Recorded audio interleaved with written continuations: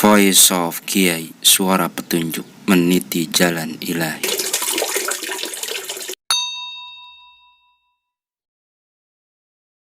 Assalamualaikum warahmatullahi wabarakatuh.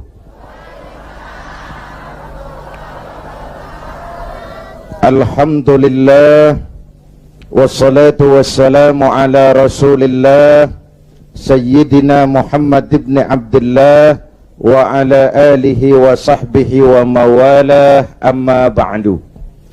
Para ulama yang saya muliakan, para pejabat baik sipil, TNI dan Polri, hadirin hadirat ma'asyiral muslimin yang berbahagia. Alhamdulillah, malam ini kita dapat bertemu dan berkumpul di tempat ini mengikuti tabligh akbar yang diselenggarakan oleh DPC bekerjasama dengan GMK dalam rangka maulid mensyukuri nikmat kemerdekaan. Hadirin yang saya hormati, apa hubungan Islam dengan kemerdekaan? Pertama, Islam telah memberikan sugesti, dorongan, semangat, rangsangan kepada orang-orang tua kita dulu untuk bangkit berjuang melawan penjajah.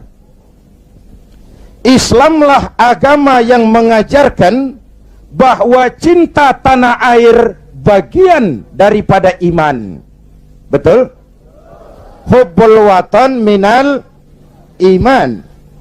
Tanah air kita bukan Aljazair, tanah air kita bukan Palestina, bukan Arab Saudi, bukan Yaman. Tanah air kita Indo. Mencintai Indonesia juga bagian daripada iman. Yang datang menjajah kebetulan kafir. Ini cikal bakalnya nih. Yang datang menjajah kebetulan kafir. Bertemulah cinta tanah air dengan semangat jihad yang diajarkan agama. Maka bangkitlah para ulama dengan jamaahnya, kiai dengan santrinya, bahu-membahu bersama tentara berjuang melawan penjajah Belanda. Pernah lihat gambar Imam Bonjol? Pernah? Pakai sorban. Pakai apa? Kalau pakai sorban pasti bukan pendeta Shaolin. Pernah lihat gambar Pangeran Diponegoro? Bukan cuma pakai sorban, pakai gamis. Ketika Belanda dengan licik berhasil menangkap Pangeran Diponegoro, pengikut-pengikutnya termasuk Kiai Mojo, Kiai Maja, mundur ke pedalaman, membentuk kantong-kantong perjuangan. Berupa apa? Pesantren. Pesantren selain sebagai tempat menimba ilmu, juga merupakan kantong perjuangan untuk melawan penjajah. Yang berjuang memerdekakan Indonesia selain tentara, ulama dengan jamaahnya, kiai dengan santrinya, pejuang-pejuang nasionalis beragama Islam. Tidak percaya sensus kubur pahlawan. Ibu bapak, saudara-saudara hadirin, malahan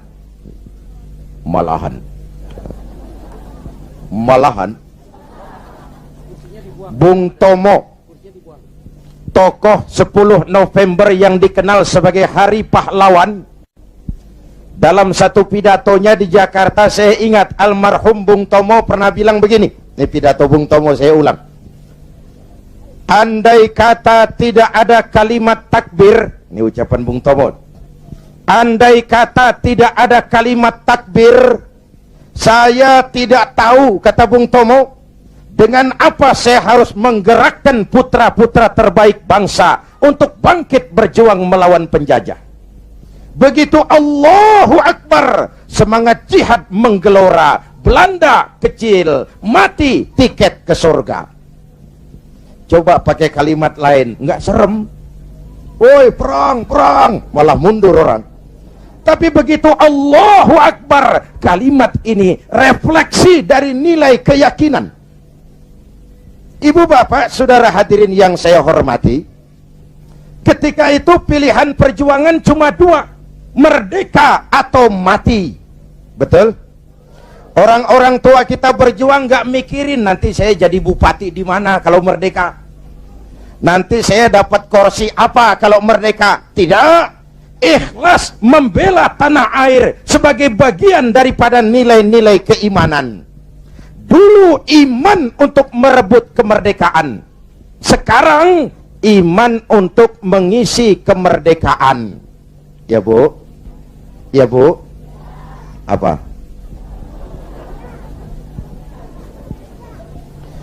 Kalau sekarang kita mensyukuri kemerdekaan, jangan pernah lupa kemerdekaan yang kita nikmati ini ditegakkan di atas keringat, air mata, darah, dan nyawa orang-orang tua kita yang mereka tidak sempat menikmati kemerdekaan negara ini.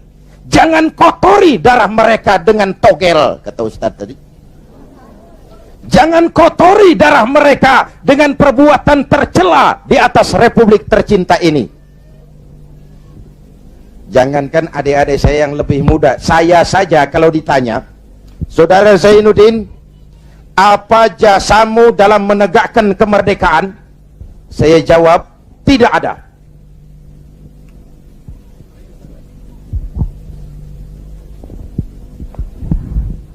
Ngomong apa saya barusan? Kalau saya ditanya, Saudara Zainuddin, apa jasamu dalam menegakkan kemerdekaan? Saya jawab, tidak ada. Kenapa? Karena tahun 45 saya belum keluar. Itu saya. Tapi saya harus tahu diri dong. Kalau sekarang saya bisa minum air kelapa, itu karena orang-orang tua saya sudah nanam pohon kelapa. Betul? Nih adik-adik kecil nih, pernah minum air kelapa enggak? Pernah nanam pohon kelapa? Enggak pernah.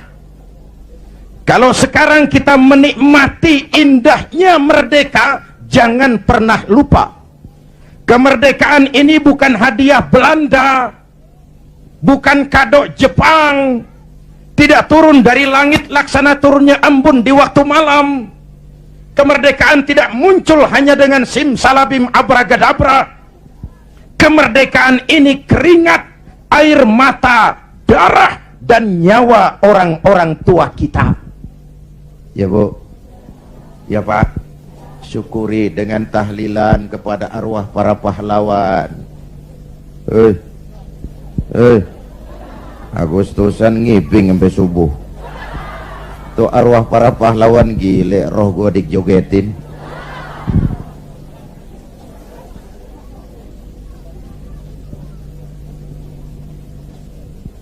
Oke, dulu iman untuk merebut kemerdekaan, sekarang iman untuk mengisi kemerdekaan. Selama ini pembentukan SDM kita cuma berorientasi pada pengisian otak, penataran tiap hari, pendidikan keterampilan di sana sini, tapi hati sering kosong, agama dangkal, keyakinan rapuh, akhirnya moral rendah. Pantas yang disuruh ngurus laut malah jadi bajak laut, yang disuruh ngurus hutan rame-rame jadi orang hutan, yang disuruh ngurus beras malah nimbun beras, yang disuruh ngurus hukum malah bikin hukum kayak pisau. Itu yang melukai rasa keadilan. Pantas muncul street justice, pengadilan jalanan, maling motor tangkap bakar. Itu refleksi dari ketidakpuasan rakyat terhadap sikap hukum selama ini, di mana rakyat melihat kalau yang kecil salah, hukum cepat-cepat ditegakkan, yang besar salah, diam pura-pura nggak ngerti. Itu yang merusak masyarakat. Jelas? Hukum kayak pisau. Tahu pisau? Kalau ke bawah tajam, ke atas si tumpul. Ini hukum pisau namanya. Mudah-mudahan ke depan duet Bu Mega dan Pak Hamzah mampu menegakkan hukum dengan benar. Amin. Ya Rabbal. Berangkat dari pengalaman itulah kita harus mulai kembali kepada penataan nilai keimanan. Itu sebabnya Muslim begitu beral lahir ke alam dunia udah disambut azan. Benar Bu? Kenapa? Bayi itu kaset kosong. Kalau dipakai merekam, daya rekamnya kuat. Kita yang udah berumur nih, ibarat kaset, kebanyakan rekaman udah. Nggak kusut juga lumayan. Ngapalin udah berat, kaset kusut. Bayi kaset kosong. Begitu brol hadir ke alam dunia, rekaman pertama yang menyentuh telinganya, lafzul jalalah. Allahu Akbar, Allahu Akbar. Rekaman pertama. Belum sempat dia dengar Ricky Martin. Belum sempat dia dengar Westlife. Yeah. Kok tahu? Ya tahu, gua kan Ustadz Gaul.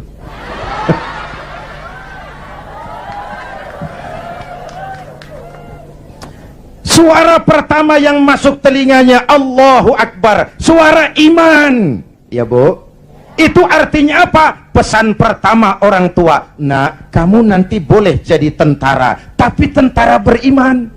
Kamu boleh jadi polisi, asal polisi beriman.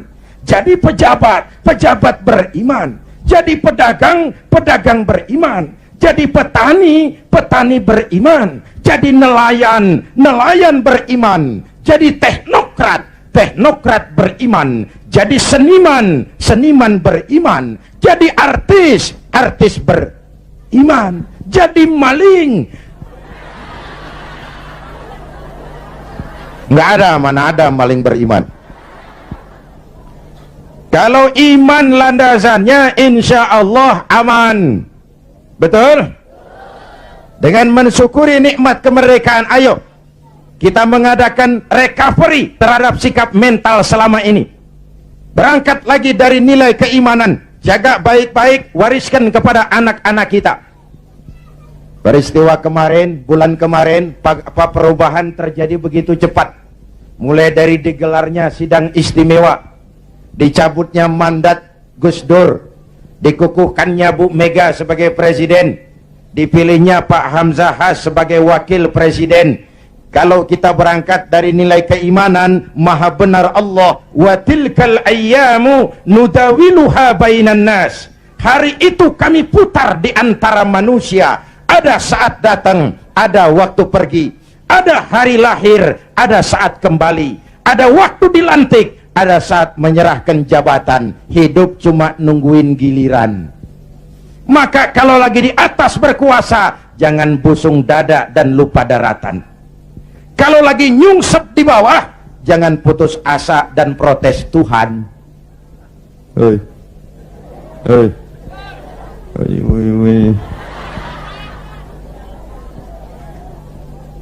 Ayo tetap husnuzon, baik sangka kepada Allah. Hidup cuma nunggu giliran. Jabatan bukan lagi kekuasaan dan fasilitas. Jabatan sekarang kerja bakti, peras keringat, banting tulang, negara lagi sakit, ekonomi terpuruk, keutuhan bangsa dalam ujian, dan rakyat menunggu perubahan. Betul? Betul? Kalau jabatan cuma dianggap kekuasaan, kalau jabatan cuma dianggap fasilitas, biasanya itu maling timba. Ini jabatan titipan, harta titipan, ilmu titipan. Namanya titipan kan sebentar. Jangankan harta Pak, roh nih, roh yang menyebabkan kita hidup, itu sekedar hak guna pakai. Nggak punya sertifikat, bodong. Sekedar hak guna pakai. Kalau yang punya mau ambil, innalillahi wa inna ilaihi. Roh saja nggak bisa kita pertahankan, apalagi jabatan, apalagi harta, apalagi hidup ini. Hadirin yang saya hormati, hidup cuma nunggu giliran. Jelas? Jelas? Satu, hubungan Islam dan kemerdekaan. Yang kedua, iya saya cuma ngelihat jam, reseh amat sih. Udah dengerin aja dah.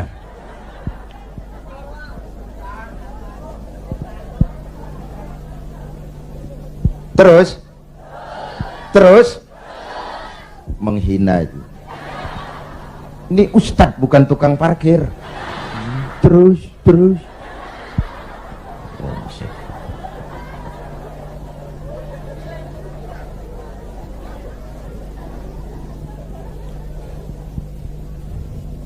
yang kedua, setelah merdeka kita mulai menata negeri ini, membentuk wawasan Nusantara dari Sabang sampai Merauke. Indonesia kita yang begini majemuk, begini beragam, disatukan oleh cita-cita membangun Indonesia ke depan. Agama yang memberikan dorongan ke arah lahirnya persatuan dan kesatuan adalah Islam.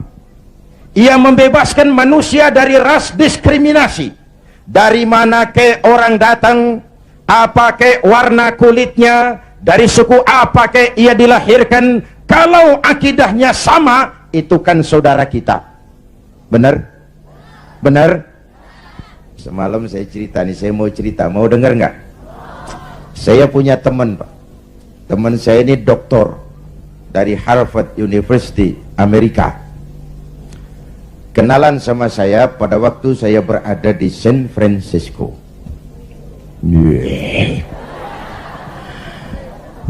San Francisco tahu Bu kan? Tahu ya? Itu dari Tambun ke kanan. Tahu.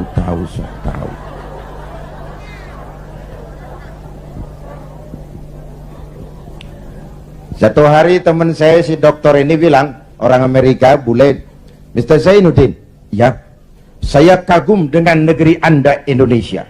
Giliran saya kaget. Ada dokter dari Harvard. Harvard itu perguruan paling bergengsi di Amerika. Dia menyatakan kagum dengan Indonesia. Saya kaget. Loh, emangnya kamu sudah belajar tentang Indonesia ya? Sudah. Kenapa? Yuk kagum dengan Indonesia. Kenapa saya bilang? Indonesia negara Anda, Mr. Zainuddin. Negara Anda besar.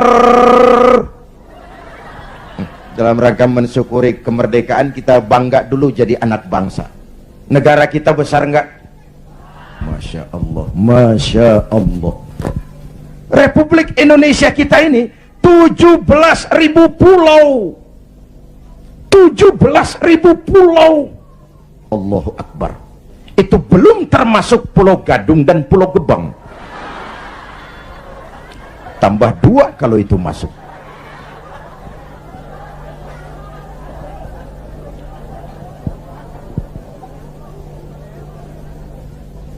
Buminya mengandung minyak, gas, batu bara, barang tambang lain. Lautnya kaya, hutannya kaya. 17.000 pulau terhampar sepanjang garis khatulistiwa. Hijau, ranau, subur, makmur, Kemah, Ripah, Loh, Jenawi, Toto, Tentrem, Kertora, Harjo.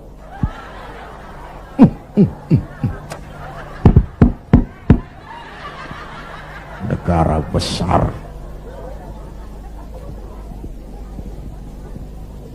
Sampai teman saya orang Arab lain lagi, dia bilang, Indonesia guys, Indonesia bagus. Saya bilang, bagus apanya Rab? Arab. Indonesia negeri Anda subur, tongkat ditanam jadi pohon, namanya singkong. Tongkat ditanam jadi pohon, kami pohon ditanam jadi tongkat, mati tuh pohon.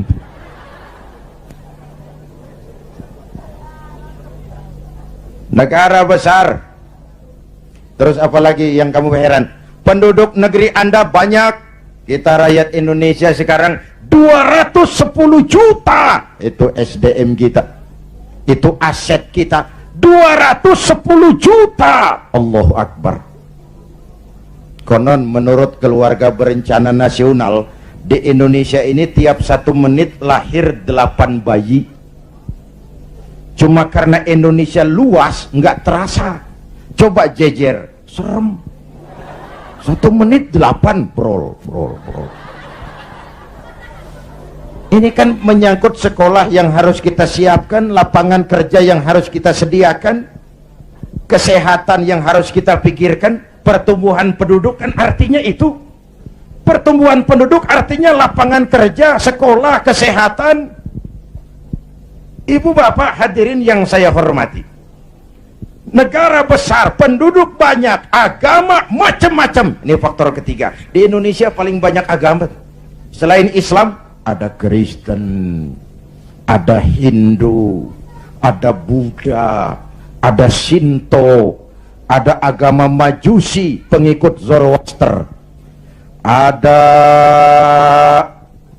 agama Kaharingan di Kalimantan. Jawa Tengah masih banyak aliran kebatinan, kejawen, golongan eling. Yang penting percaya kepada Tuhan yang Maha Esa, berbudi luhur, berjiwa bersih, banyak-banyak bersamadi, menyadari tentang hakikat sangkan paraning dumadi, untuk mencapai manunggaling kaula Gusti. Negara besar, penduduk banyak, agama macam-macam, kok Anda bisa satu? Nah ini yang dia heran. Anda pakai lem apa? Saya bilang lemnya 2. Pertama, 87% penduduk Republik ini Muslim. Watak Islam itu rahmatan lil. Kalau besar, dia mampu melindungi yang kecil. Kalau kecil, dia mampu menjaga diri. Ini bukan umat teroris, ini umat cinta damai. Ini bukan umat biang kerok, ini umat penegak kebenaran. Kita tidak pernah cari-cari musuh, tapi kita pantang lari kalau ketemu musuh. Jelas? Jelas? Hadirin yang saya hormati, lem kedua saya bilang namanya Pancasila. Ini diterima oleh semua agama. Dengan mensyukuri nikmat kemerdekaan, ayo jaga persatuan dan kesatuan. Pagelaran bulan kemarin dalam pengembangan demokrasi kita harus jadi pelajaran betapa kita harus menghormati perbedaan. Jangan beda dianggap musuh. Kalau beda dianggap musuh, kapan kita mau dewasa? Kalau beda dianggap musuh, kapan kita mau berdemokrasi? Ayo rakyat, kita dewasa. Jangan terjebak fanatisme sempit. Saudara senang Zainuddin, boleh. Fanatik sama Zainuddin, jangan. Kalau buat Pak Zainuddin benar atau salah, saya bela dengan darah saya. Goblok. Yang benar belain, yang salah dandanin. Kalau salah dibenerin juga, kita menjerumuskan orang namanya. Ya Bu, ya Bu. Ayo rakyat kita objektif, biar keluar dari dubur ayam. Kalau memang telur, ambil. Biar keluar dari dubur kiai, kalau kuning, kabur. Jangan lihat kiainya, lihat yang merojol apaan. Akur? Akur? Ayo kita ambil pelajaran. Sekarang kalau para elit di atas masih suka pada bertengkar, kita rakyat nggak usah ikut-ikutan. Jadi penonton yang baik sajalah. Waktunya keplok-keplok. Namanya juga elit bang. Siang dia bertengkar, malam makan bareng di hotel. Kita di kampung udah pada ngasak golok. Urusan apa? Benar? Benar? Sebaliknya elit di atas juga kudu sadar dong. Seperti saya bilang, di mana-mana juga kalau kebo berantem sama kebo, yang rusak rumput. Kebo berantem sama kebo, yang rusak rumput. Pemimpin bertengkar sama pemimpin, yang bingung pengikut. Di mana-mana sejak dulu kalau kebo berantem sama kebo, yang rusak rumput. Maka kita menghimbau kepada para kebo, Ya ini ngikutin bahasa doang. Kita menghimbau kepada para kebo, berhenti dah berantem supaya rumput tumbuh subur. Amin. Kita nih rakyat kecil udah capek, 3 tahun terpuruk di atas namain, dijadiin address. Padahal kita pan rakyat kecil tuntutan nggak banyak-banyak amat. Si amat aja yang banyak. Voice of Kiai. Perangsanan saya Pak, kita nih rakyat kecil asal keadaan aman, bisa kerja, makan cukup, anak bisa sekolah, rapi urusan. Bener? Yang mau jadi presiden si amat, si baduk, bodo amat kita mah. Ya Bu, yang penting Pak keadaan aman, bisa kerja, makan cukup, anak bisa sekolah, rapi udah. Ada rezeki dikit, kawin lagi. Umpamanya ini, umpamanya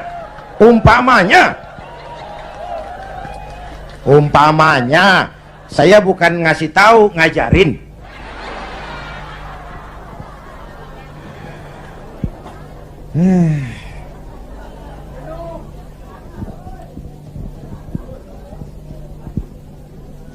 Ibu bapak, saudara-saudara hadirin, jadi mensyukuri nikmat kemerdekaan, jadilah lem perekat menjaga keutuhan bangsa. Kenapa? Keutuhan kita dalam ujian. Apalagi kemarin-kemarin kan istilah saya musim Pak Bendot. Kipas, kipas, angin, angin. Tukang kipas gentayangan, tukang kompor lebih banyak daripada tukang lem. Angetin sono, sundut sini, panasin sono, bakar sini. Begitu kebakaran dia kabur, tepuk tangan, kita yang tekor. Hadirin yang saya hormati, padahal bangsa itu kayak gelas. Ini contoh nih, contoh. Contoh.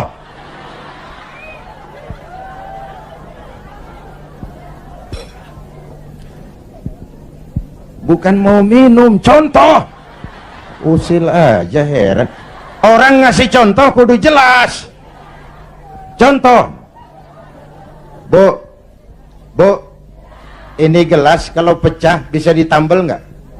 Nah, bangsa kayak gelas bang, begitu pecah nggak bakal bisa ditambal. Timur udah pisah dari Indonesia, mimpi narik lagi Timur ke Indonesia, mimpi. Kenapa? Gelas udah pecah, nggak bakal bisa ditambal. Uni Soviet gelas besar, negara besar, bersama Amerika jadi polisi dunia, dihantam glasnost yang kebablasan, Gorbachev terpental, Soviet pecah jadi negara kecil berkeping-keping. Tidak mungkin menyatukan lagi Soviet. Kenapa? Gelas udah pecah, nggak bakal bisa ditambal. Jelas? Jelas? Gua baru minum.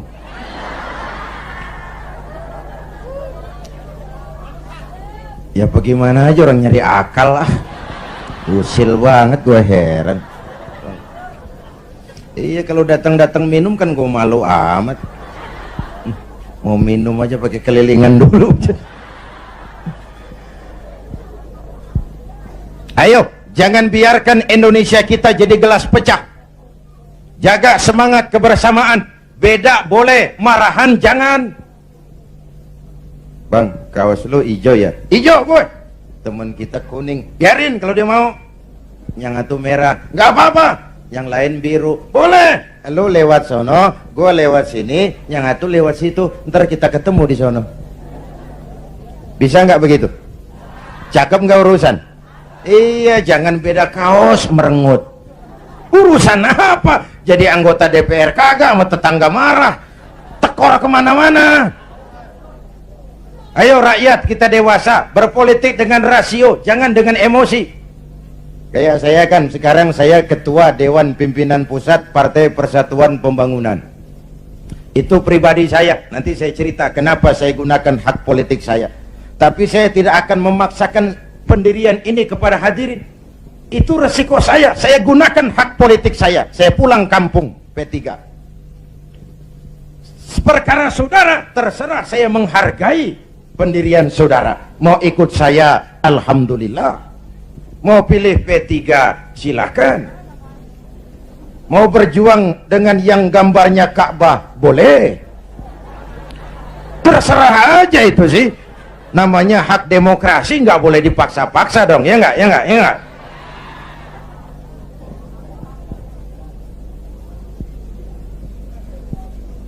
Jangan perbedaan dianggap permusuhan. Kerdil kita kalau beda dikit dianggap musuh.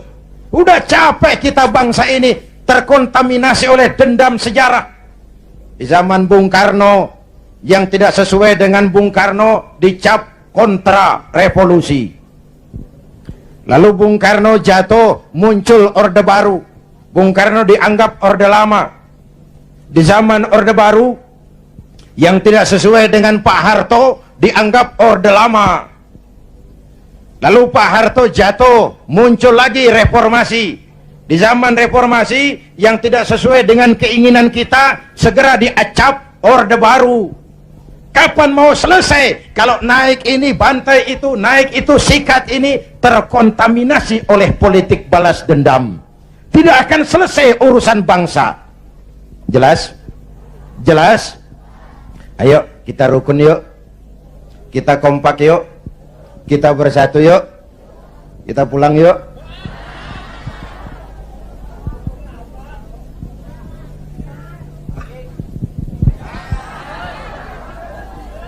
Sampai jam berapa nih?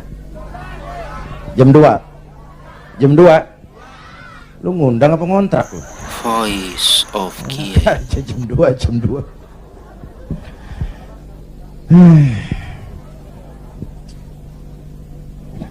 Malam ini saya hadir di sini. Saya nggak merasa sebagai tamu. Saya hanya keluarga datang dan bicara di tengah keluarganya. Bahwa saya lahir di Kebayoran itu sih kebetulan. Saya nggak mesen. Terima jadi, mau bilang apa?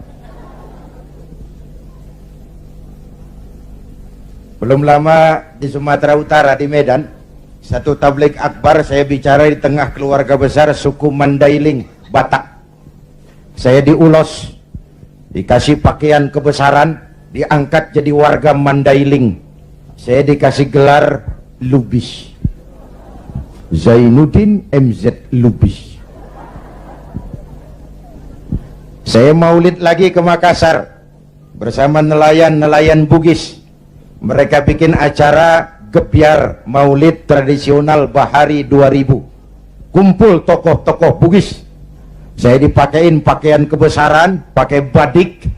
Saya diangkat lagi jadi warga Bugis oleh wali kota Makassar. Saya dikasih gelar Daeng Tojeng. Tojeng artinya yang benar, Daeng semacam Raden. Kalau dikumpulin nama saya udah lumayan panjang. Haji Daeng Tojeng Zainuddin MZ Lubis. Saya cuma mau bilang inilah Indonesia kita. Begini majemuk, begini beragam. Walaupun bineka, kita tetap tunggal.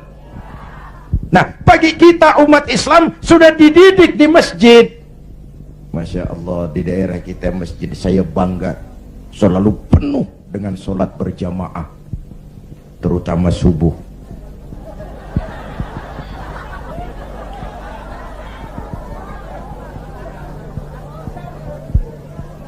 Saya tahu saya subuh sering lewat sini. Kalau udah subuh penuh sampai keluar, nggak ada yang masuk.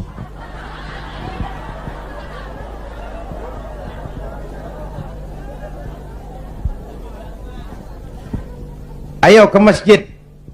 Pertama, siapapun masuk masjid copot sandal, buka sepatu. Betul? Bicara demokrasi, mau bicara reformasi, mau bicara soal keadilan, rohnya satu. Jangan ada warga negara kelas 1 di republik ini. Semua sama di hadapan hukum. Siapapun masuk masjid, copot sandal, buka sepatu. Lurah masuk masjid, buka sepatu, rah.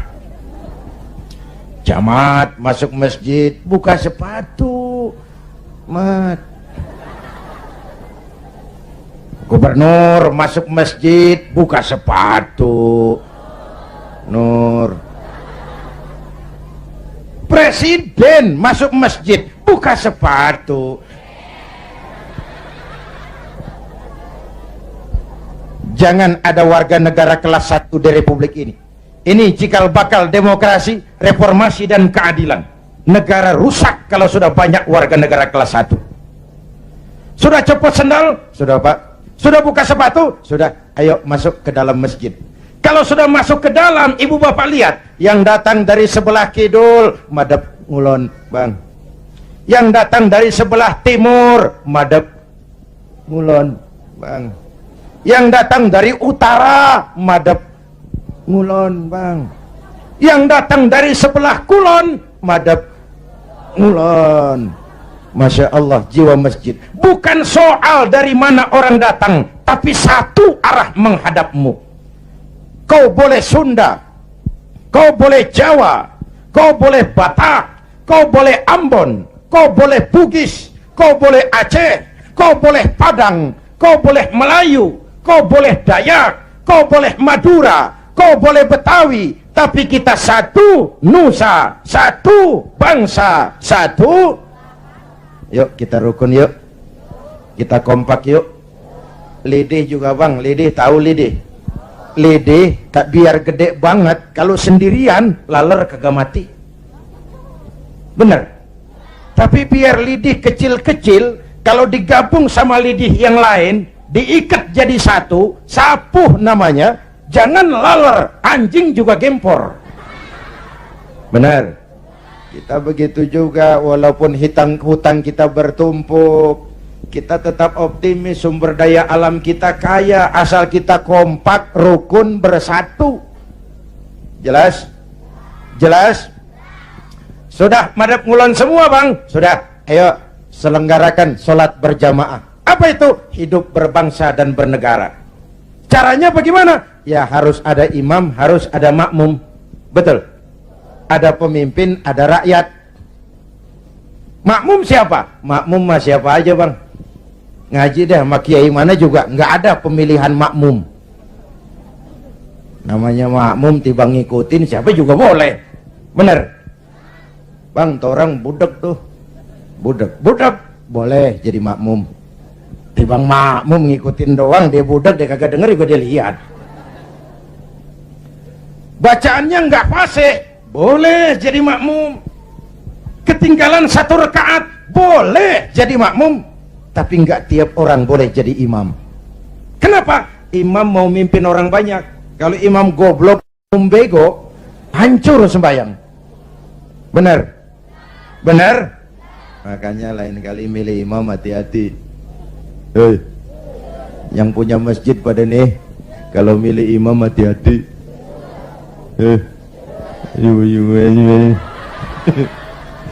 Saya pesan yang pada punya masjid, kalau milih imam hati-hati. Dulu pernah kejadian. Ini karikatur. Mau dengar nggak saya cerita? Dulu tahun 1 di kampung saya ada 3 orang goblok. Goblok tahu goblok bu? Bego. Bego tahu bego? Minum es ditiup.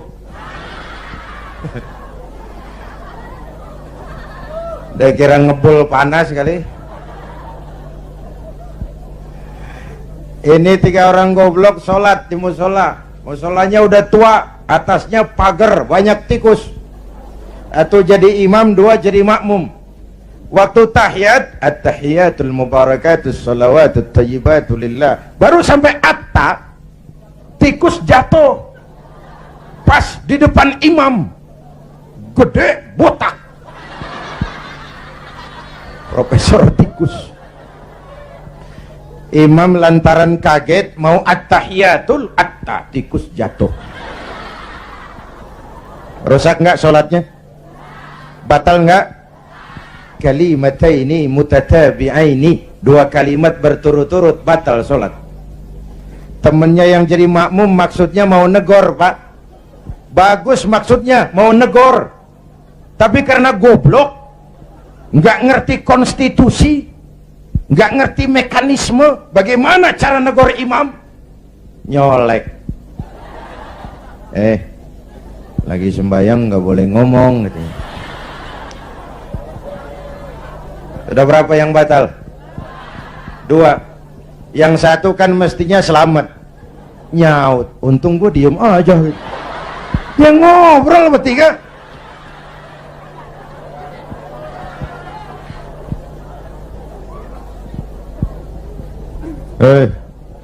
Nyari imam hati-hati. Ya Pak.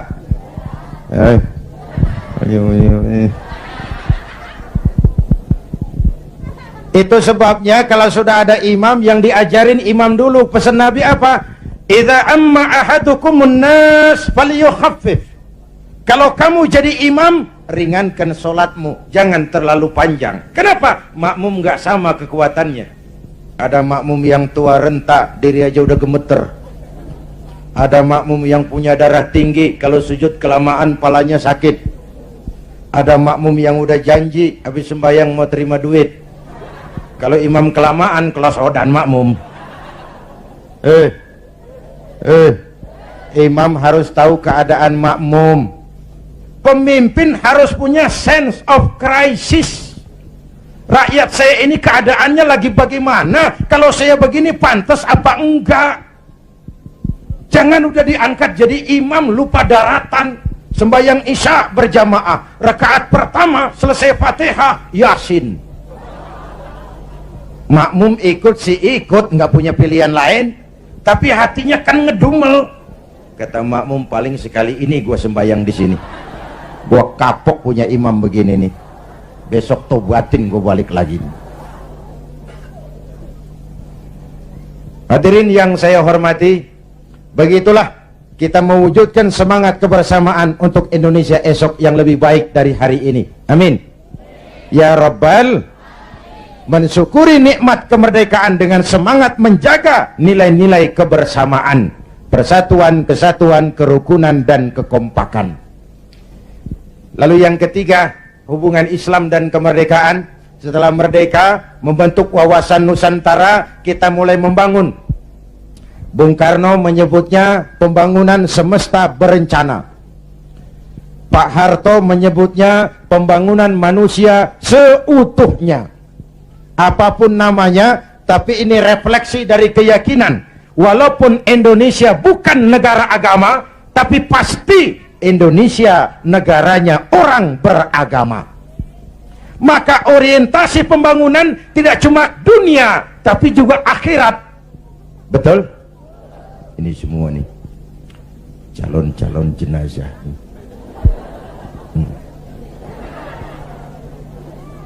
Tadi di awal saya bilang hidup cuma nunggu giliran, akhirnya giliran mati. Betul? Cuma kapan mati itu yang kita nggak tahu. Apakah nanti ibu-ibu duluan, saya belakangan? Kita nggak tahu, itu rahasia Allah. Mungkin juga malah saya yang belakangan, ibu-ibu duluan. Kita nggak tahu, itu rahasia Allah. Betul? Betul? Karena itu, dengan mensyukuri nikmat kemerdekaan, mari kita isi kemerdekaan ini membangun dunia, tapi untuk kepentingan akhirat. Ya Bu? Ya Pak? Ayo kita kompromi kepada Allah dengan memasyarakatkan istighfar, mengistighfarkan masyarakat. Kita memang rakyat kecil, tapi jeritan batin rakyat kecil, nurani rakyat kecil, mampu menggoyang aras. Hadirin yang saya hormati, hanya dengan wujud keseimbangan seperti itu, ada hidup sesudah mati, ada akhirat sesudah dunia, kita bisa berharap mencapai fid dunya hasanah wa fil akhirati hasanah. Ibu bapak hadirin, ini sekelumit tentang mensyukuri nikmat kemerdekaan.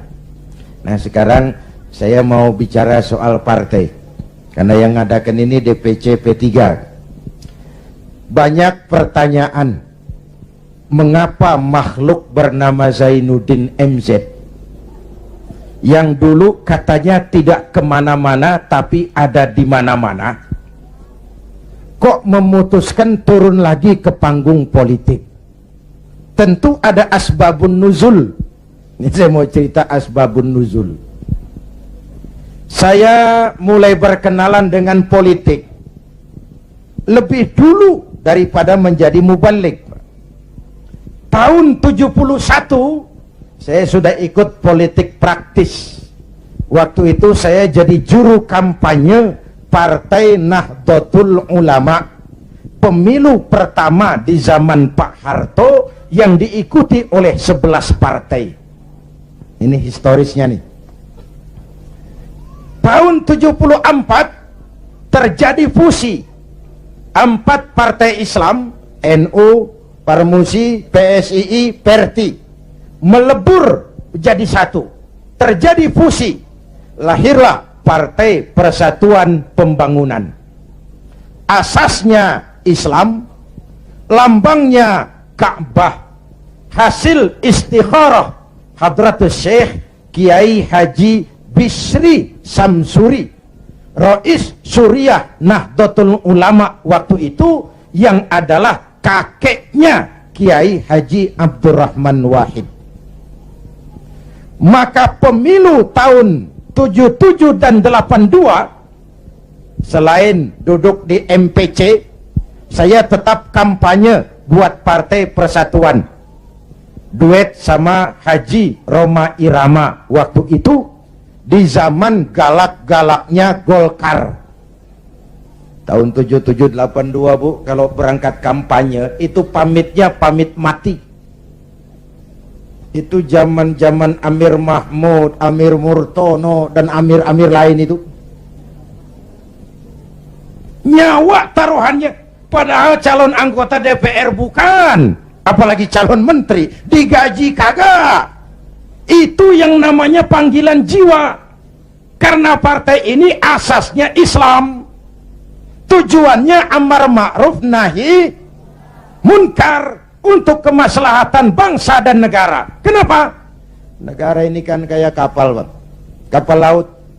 Orang naik kapal laut kelasnya nggak sama. Ada yang di dek kelas 1, kelas 2, ada yang kamarnya di bawah. Kalau yang dapat kamar di bawah perlu air, dia kudu ke atas. Lewat tangga, jalan jauh, capek, keringetan. Potong kompas. Ngapain gua ke atas jauh-jauh, air dekat banget, cuman dibatasin dinding kapal. Gua bor aja nih kapal nih. Ntar air masuk kamar-kamar gua udah bayar pakai duit gua, yang ngebor juga gua, orang lain jangan ikut campur. Kalau didiemin kapal dibor, bocor nggak? Mula-mula sedikit, makin lama makin banyak makin sulit dikendalikan. Akhirnya kapal miring, tenggelam. Kalau kapal tenggelam, yang mati yang ngebor doang.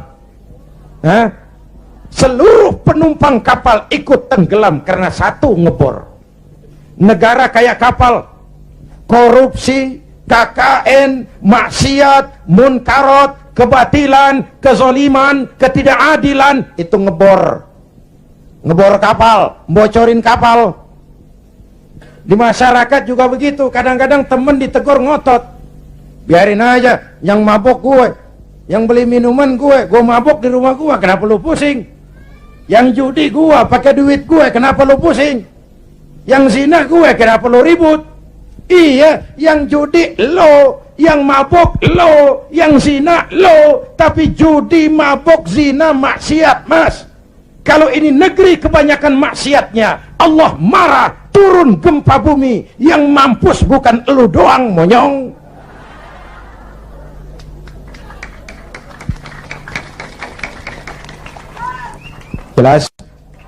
Jelas? Iya, kalau kita makan nangka kena getah sih resiko. Enggak makan nangka kena getah, sial namanya. Jelas? Nah, singkat cerita, lalu tahun 83, 84 diundangkan asas tunggal Pancasila. Golkar makin tirani, makin otoriter. Tidak boleh lagi ada ormas dan parpol yang asasnya Islam. Kalau tidak mau terima asas tunggal, bubar. Maka dengan berat hati waktu itu, P3 menerima asas tunggal Pancasila daripada dibubarin. Lambangnya berubah jadi bintang. Betul? Masih ingat? Saya protes waktu itu kepada guru saya, Hadratul Mukarram Kiai Haji Dr. Idham Khalid. Ini nanti soal silsilah Pak. Beliau salah seorang pendiri P3. termasuk presiden pertama Partai Persatuan. Pak, kenapa diterima asas tunggal Pancasila? Kita harus melepas asas Islam, kan rugi. Beliau senyum, apa kata beliau? Zainuddin, ibarat warung, kita sekarang nggak boleh dagang nasi uduk, biarin aja dagang pisang goreng dulu. Sebab kalau kita dagang nasi uduk juga, warung digusur. Biarlah dagang pisang goreng dulu, yang penting masih punya warung. Nanti kalau keadaan aman, kita dagang lagi nasi uduk.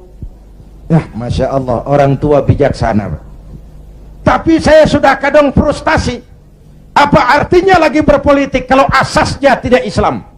Maka sejak tahun 84, saya mengundurkan diri dari panggung politik. Saya konsentrasi penuh kepada dunia dakwah. Ketika itulah lahir prinsip, saya tidak kemana-mana, tapi saya ada di mana-mana. Itulah politik dakwah. Itu politik dakwah. Kenapa? Waktu itu Golkar kejam, Pak. Tidak boleh ada bunga indah tumbuh di luar istana. Tidak boleh ada bunga indah tumbuh di luar istana. Maka saya harus ngatur strategi supaya saya bisa dakwah ke sana dan kemari. Saya lahirkanlah prinsip tidak kemana-mana, tapi ada di mana-mana. 97, ini cerita singkat. Mulai terjadi krisis moneter. Rupiah kita anjlok, dolar naik ke langit. Ya Bu? Ya Bu? Dari 2.500 dolar sampai 17.200, bagaimana nggak kolab?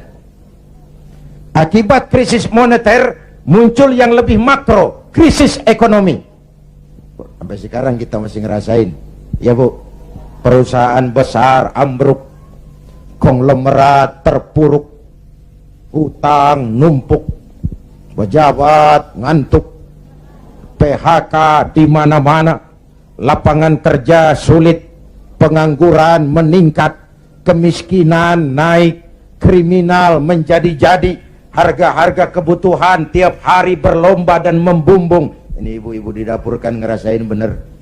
Ya Bu, tadi udah ditanya tuh mau Ustadz kita, beras naik enggak? Naik. Minyak, kecap, bapaknya anak-anak pikir dulu baru nyaut. Naik.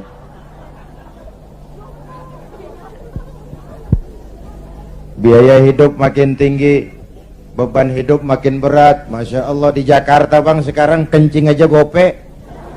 Bener, kencing gope. Teman saya ngasih duit ribuan, gak ada kembaliannya, disuruh kencing lagi. Orang udah tiris, bagaimana ngeluarinnya? La haula wa la quwata illa billah.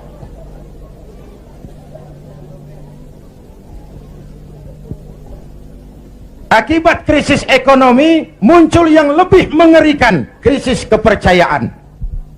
97, reformasi bergulir, mahasiswa turun ke jalan, Pak Harto lengser.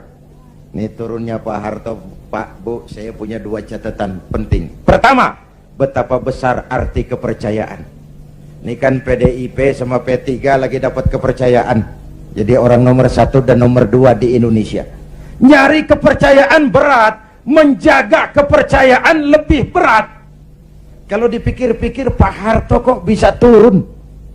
Apa nggak punya duit? Banyak. Apa nggak didukung tentara? Oh, sebagai presiden dia panglima tertinggi ABRI, Pangkostrat mantunya. Kok turun? Jawabannya tidak dipercaya. Tidak dipercaya. Voice of Kiai. Nih pelajaran nih. Nggak punya duit bisa minjam, nggak punya beras bisa minta, nggak dipercaya turun. Betul? Luar biasa kepercayaan itu. Ibu-ibu dari sore mau duduk besini, nggak minum, nggak makan, kan karena percaya sama saya. Bener?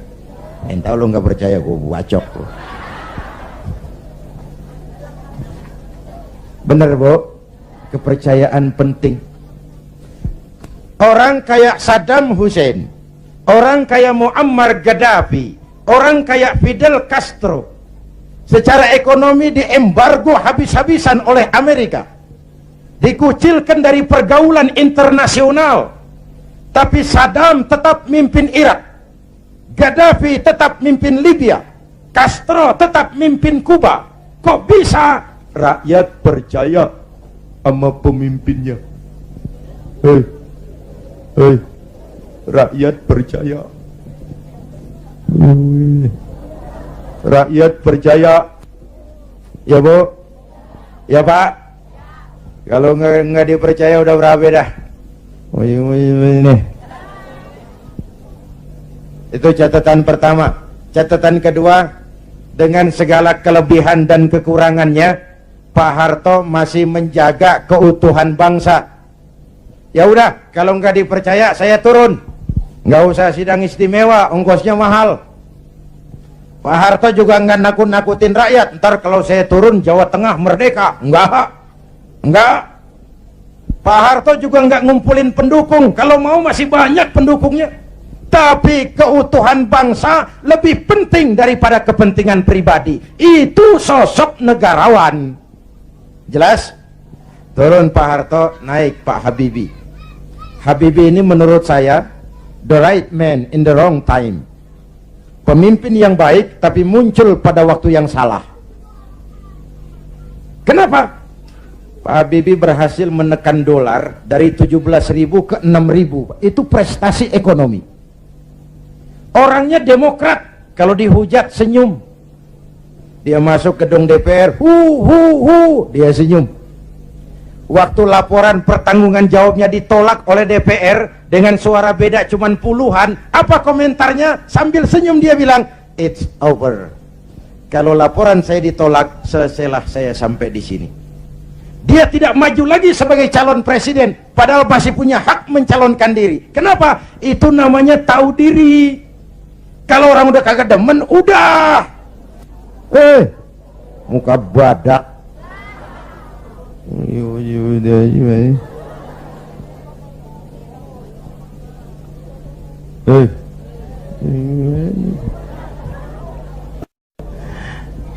Ibu bapak hadirin, nah setelah reformasi bergulir, muncul begitu banyak partai. Betul? Partai yang Islam saja tidak kurang 20 partai. Saya bingung lagi. Tadinya saya pengen ada partai yang berasaskan Islam. Begitu muncul, begitu banyak. 20 lebih partai Islam. Termasuk yang tidak punya anggota. Papan nama. Makanya saya tetap tiarap. Lalu tahun 99 diadakanlah pemilihan umum. Diikuti 49 partai. Innalillahi wa inna ilaihi raji'un. 49 partai, termasuk 20 lebih partai yang asasnya Islam. Saya bingung, ini mana teman mana lawan. Maka pemilu 99 saya tetap tiarap. Istri dan anak-anak saya turun kampanye, ngeramehin, ya apalagi kalau bukan P3. Tapi saya tetap belum tergerak. Selesai pemilu, terbentuklah MPR dan DPR. Kemenangan rankingnya PDIP juara 1, Golkar juara 2, P3 juara 3, disusul PAN dan PKB. Menjelang sidang umum itulah saya kepada sekretaris minta dihubungkan untuk bicara dengan Pak Hamzah Has. Tolong, saya mau bicara sama Pak Hamzah. Bicara lewat telepon. Akhirnya kata Pak Hamzah, begini sajalah, kalau Kiai mau ketemu saya, jangan Kiai ke rumah saya, biar saja saya saja yang ke rumah Kiai. Maka Pak Hamzah Has pun datang ke rumah saya. Belum wapres waktu itu Pak. 3 kali pertemuan di rumah saya bilang, Pak Hamzah, saya ini merasa berdosa. Kenapa partai Islam kok cuma juara ketiga? Kenapa partai Islam tidak diminati oleh orang Islam sendiri? Analisisnya macam-macam. Mungkin ada yang tidak mengerti kalau agama dan politik tidak terpisah. Mungkin ada yang berpaham sekuler, Islam yes, partai Islam no. Mungkin juga karena kita tidak bisa menjual program-program kepada rakyat yang menyentuh kehidupan rakyat. Saya memutuskan saya mau pulang kampung, Pak. Wah, Pak Hamzah, alhamdulillah, saya bersyukur. Inilah permohonan saya kepada Allah selama ini. Tapi saya bilang tolong jangan diumumkan, Pak. Ini mau sidang istimewa, sidang umum.